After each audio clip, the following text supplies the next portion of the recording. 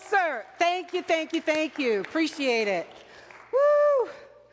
Oh my goodness, that feels so good. You know, every time I hear that song, I gotta tell you, I blast it, right? I crank up the volume. Most of the time, I don't know what the lyrics mean, but I'm singing along at the chorus, and I'm having a good time because the groove, right? The beat, the melody still makes it a favorite. It's just really awesome. And what we're doing at Unity Church of the Hills is we come together in oneness. We come together in our highest true state of mind. We come together as integrated divine human beings. You know, it's something that we yearn for. Imagine stepping into any place, any time, and knowing you are welcomed and you belong. That's powerful. In this spiritual community, we use the phrase, everyone is welcomed here. Did you know the word welcome can be used as a noun or an adjective? I didn't know until I was doing some research, so hey, if you knew, awesome. But when we use the word welcome as a noun, it simply means the manner that we greet one another, right? And so from that perspective, what we're looking at is basically an acknowledgement that someone exists and they're coming into our space. But when you look at it from the adjective, the connotation is so different. It says to be received gladly, right? Ooh, that's different, isn't it? To be gladly received. This is one of the most welcoming communities that I've had the pleasure of serving. You walk through that door and you just feel the love, right? It's palpable.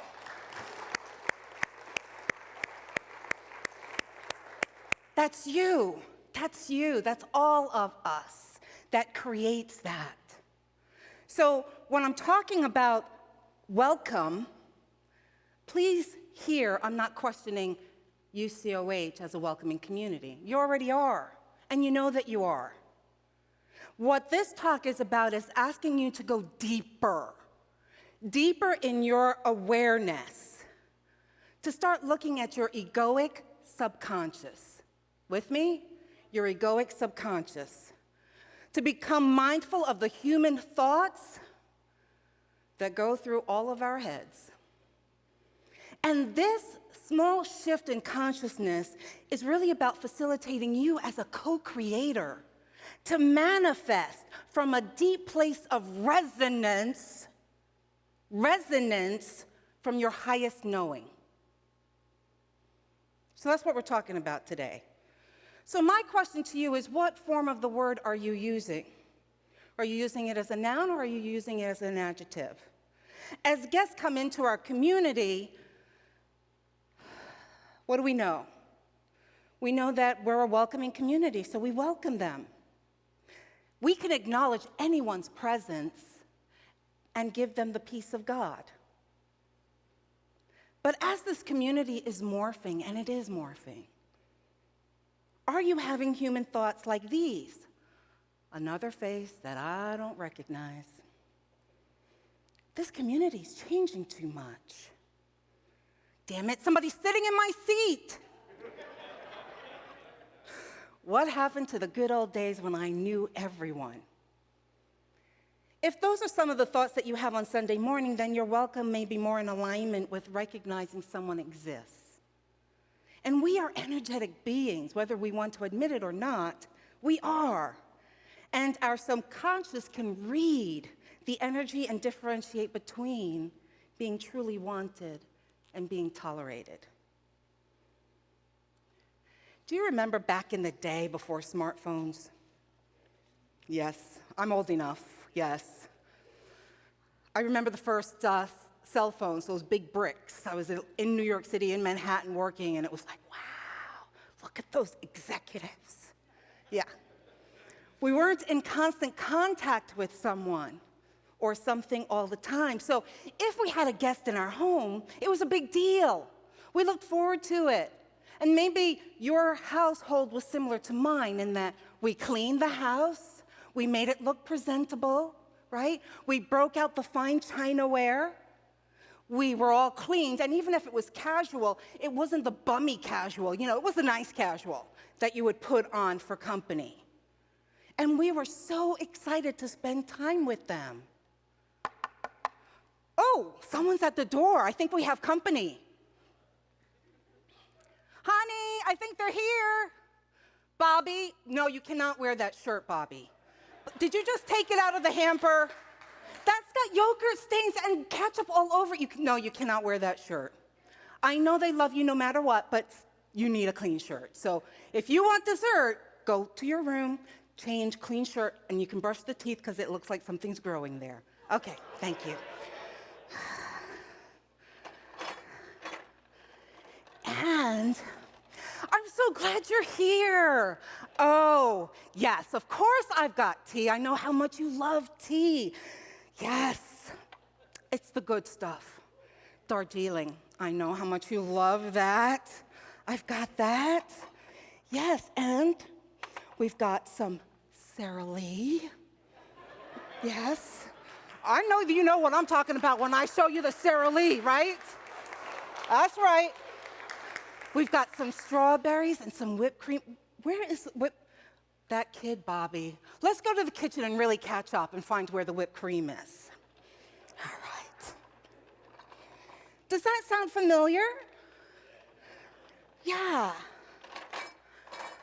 My grandmother actually has a cart exactly like that, and I grew up with that, like you would put on the dog, right? And the goal was that we made them feel special. That was the goal. We gave them a sense of belonging and that they mattered to us. Did you know the word belonging means close or intimate relationship? That's what it means. And so when I speak about us coming together, that's the image that I want you to hold in your mind. Each time we come into this community, not only do we confer a blessing on each other, but every person that comes in, we treat them as a favored guest. As a favored guest. Maybe just with a little less Sara Lee, but that's all right. So I'm thinking maybe instead of calling our people that come to us, instead of using the word visitors, maybe we need to start calling them our guests. Because that shifts our mindset. That we are excited that they're here, that we want to put on the dog, we want them to feel like they belong. As spiritual practitioners, when I use that term, what I'm saying is, we don't hold spiritual truth as theory.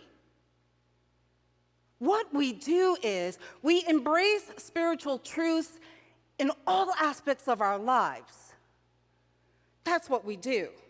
And we know that ours is not to change people or have people meet our expectations of how we think they should show up. Catherine Ponder, in her book, Open Your Mind to Receive. Can I tell you, sometimes when I have an idea of what I'm going to talk about, but I often don't have all the details. And what that means is I have to kind of wait for Spirit. Spirit doesn't care I'm on a time clock and I got 2 days to come up with something good. It doesn't know that, right? So I'm sitting there and I'm like, okay, not hearing anything. Okay. And I hear, go and look at your books. And I go and I look at the books. And I pull this one and I pull up a Bishop Spong book. I can tell you I've never used this book before. I've had it, I've read it, but I've never used it in any of my teachings.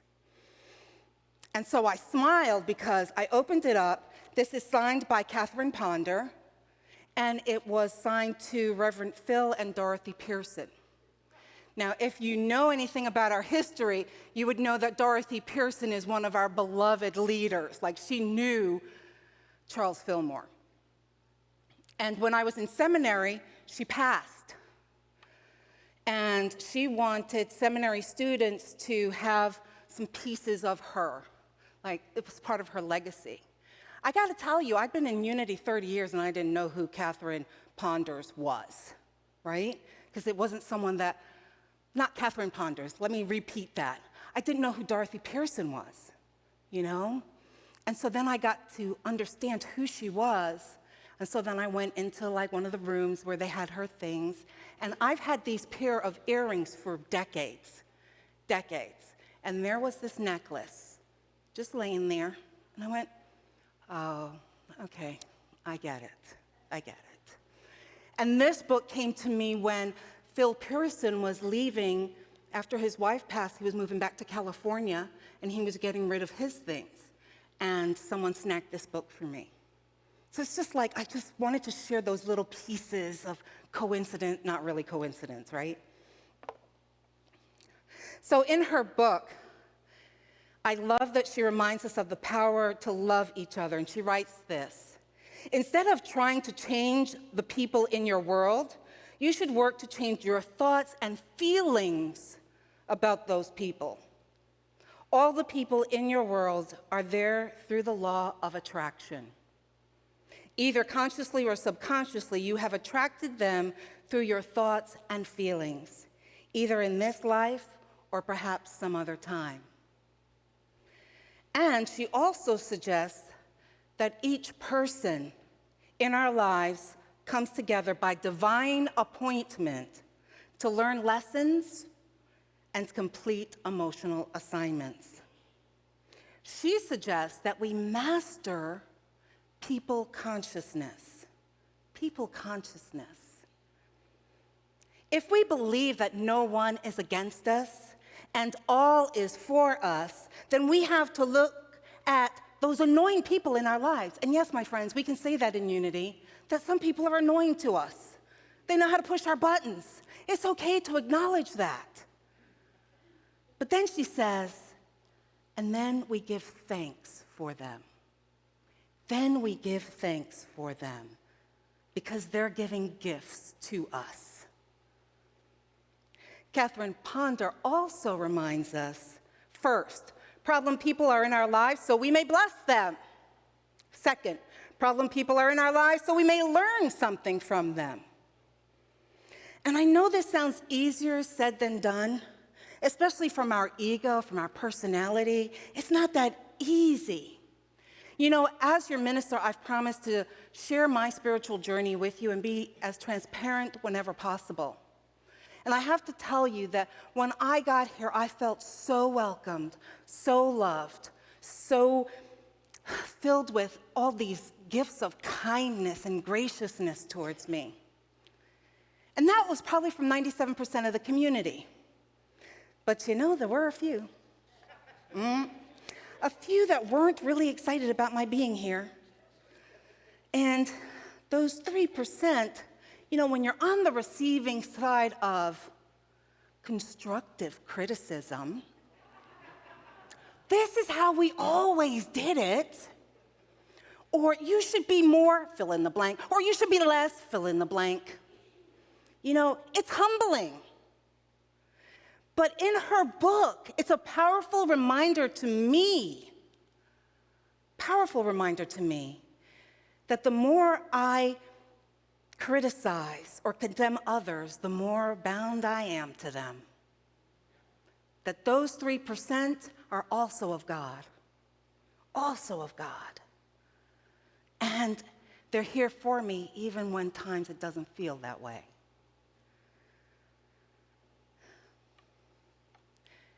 So every time that I criticize, every time I say, oh, how horrible it is because of, I'm being bound to them more. And the moment that I start to bless them, the moment that I start to confer prosperity upon them, they and the universe responds in wonderful ways. It's not horrible ways, in wonderful ways, right? More good comes to them, and perhaps they leave. Amazing things happen for me, and perhaps I just simply move out of their sphere.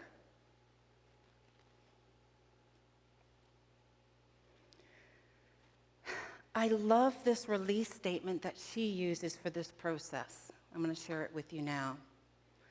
She says, I now release and am released from everything and everybody who is no longer a part of my divine plan of life.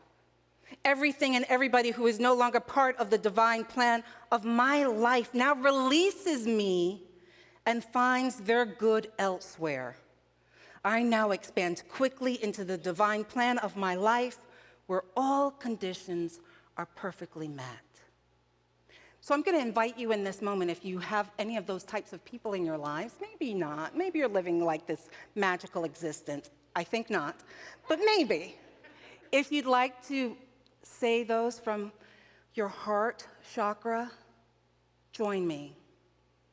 I now release and am released from everything and everybody who is no longer part of a divine plan of my life.